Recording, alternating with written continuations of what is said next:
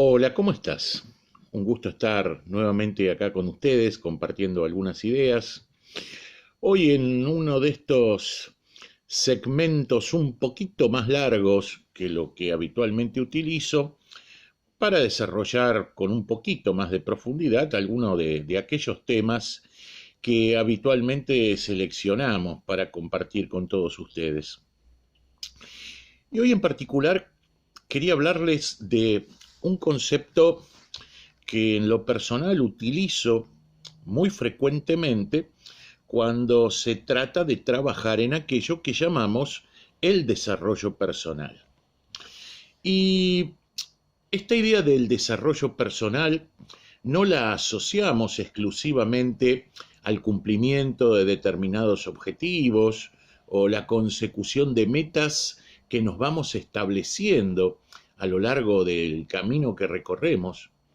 o deberíamos decir mejor a lo largo de los distintos caminos que recorremos,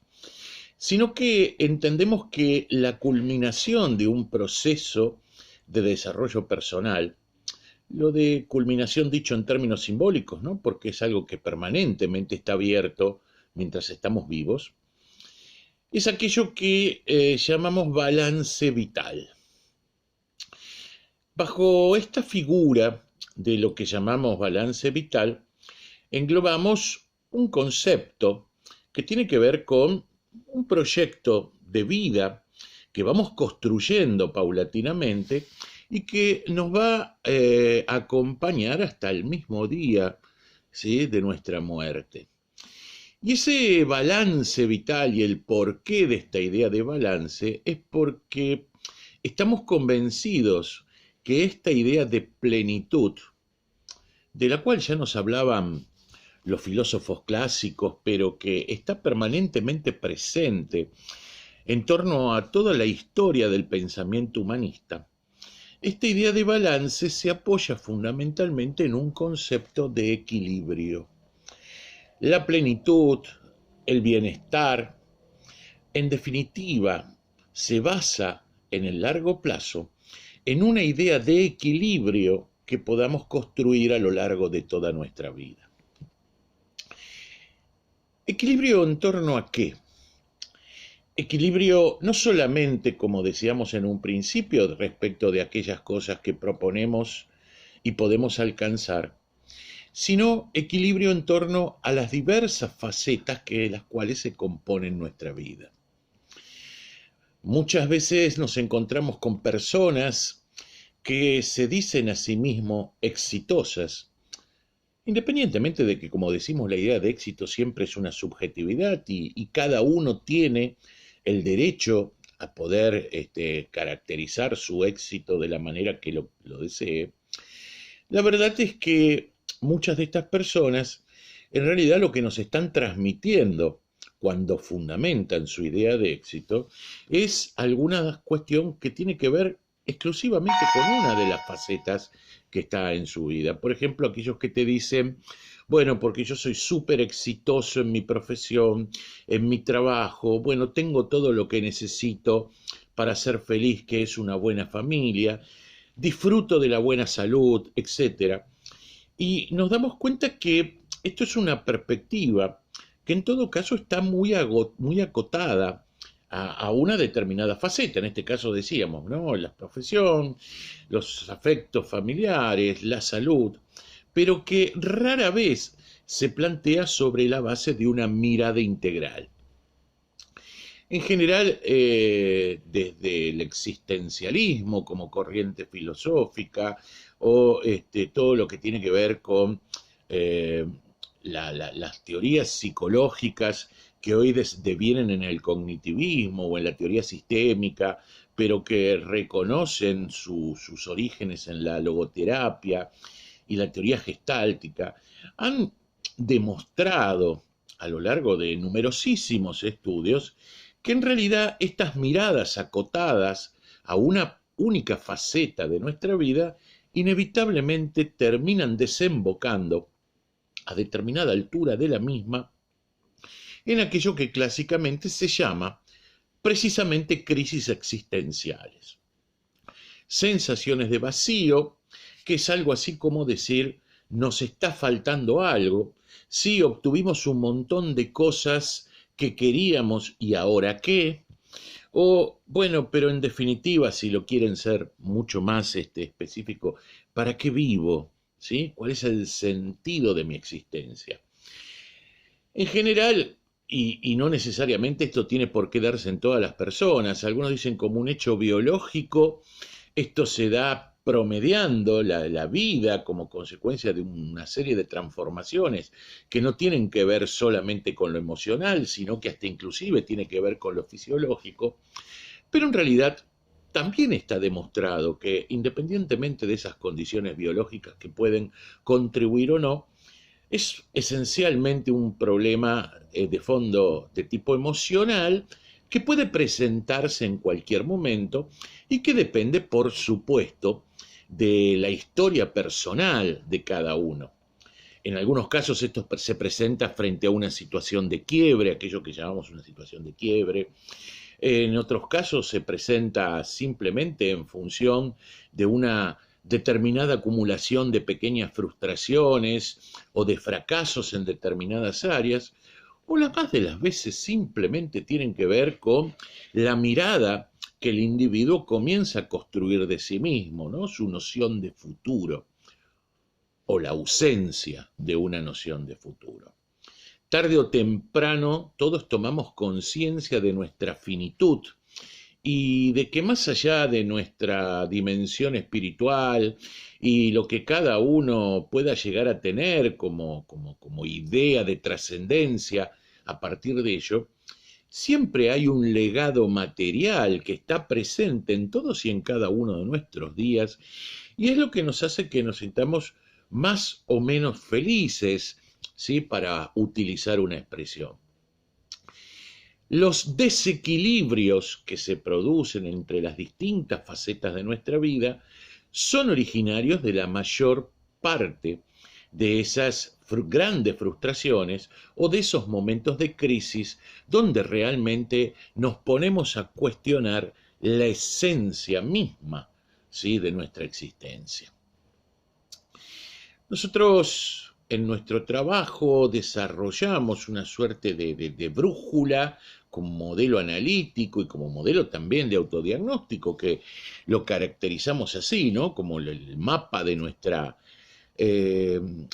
balance vital, donde invitamos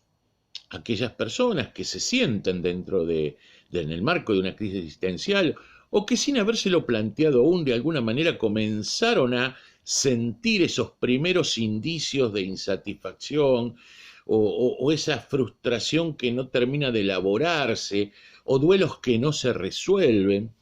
a partir de entender que la vida de una persona está compuesta, al menos en nuestro modelo, por 8 grandes dimensiones. En otras palabras,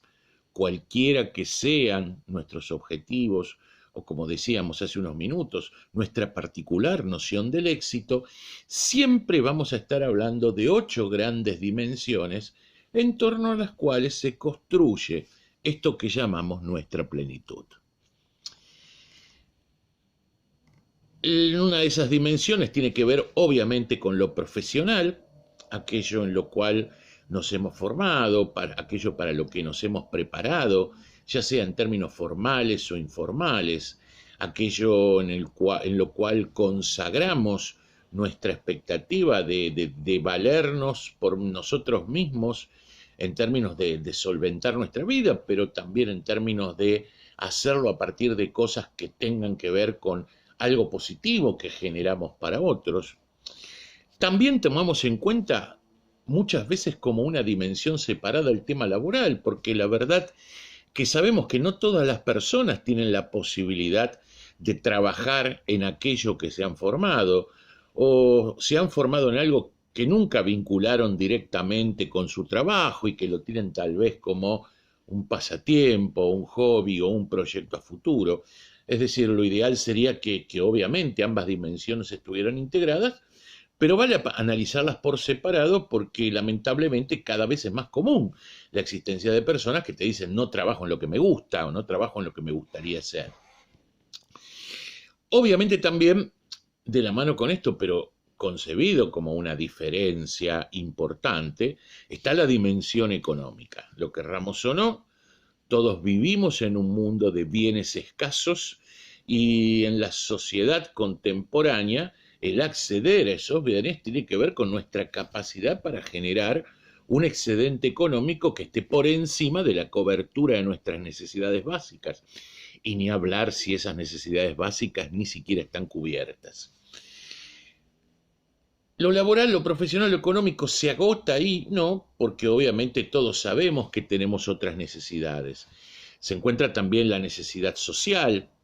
de establecer vínculos, de tener pertenencia con determinados grupos o comunidades, establecer vínculos afectivos dentro de ellas.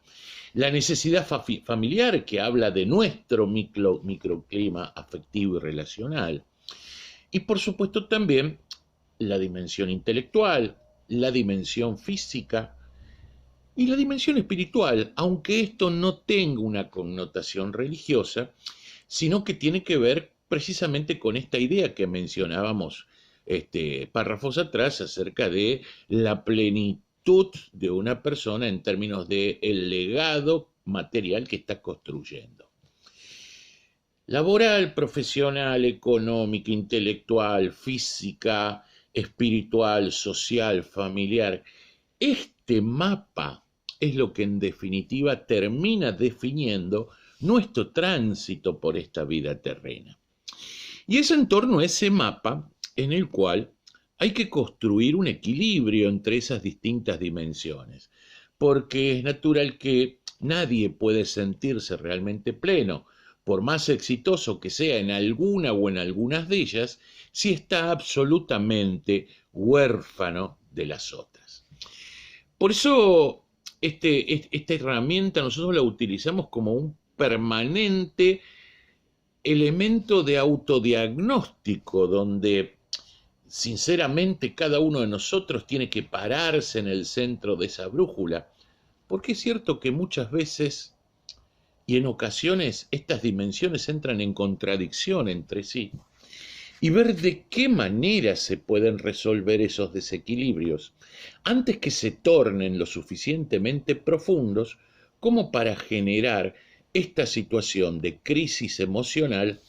que, de prolongarse en el tiempo, invariablemente va a derivar en todo tipo de trastornos. Es cierto que coyunturalmente pueden existir desequilibrios y a veces grandes. Pienso en muchos jóvenes, por ejemplo, que están formándose profesionalmente y a la vez tienen determinados compromisos que los obligan a tener un trabajo muy demandante, que cuando le decís por estas cosas te dicen, pero yo no tengo tiempo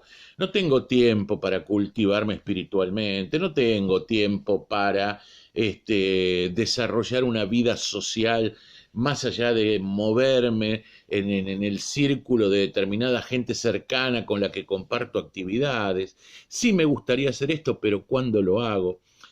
Y estos son desequilibrios, claramente, y son desequilibrios casi inevitables, y en modo alguno puede censurarse ese empeño, ¿sí?, por construir progreso en alguna de las áreas de las que estamos hablando. El problema es cuando esos desequilibrios dejan hacer cosas lógicamente coyunturales y se convierten en un trazo estructural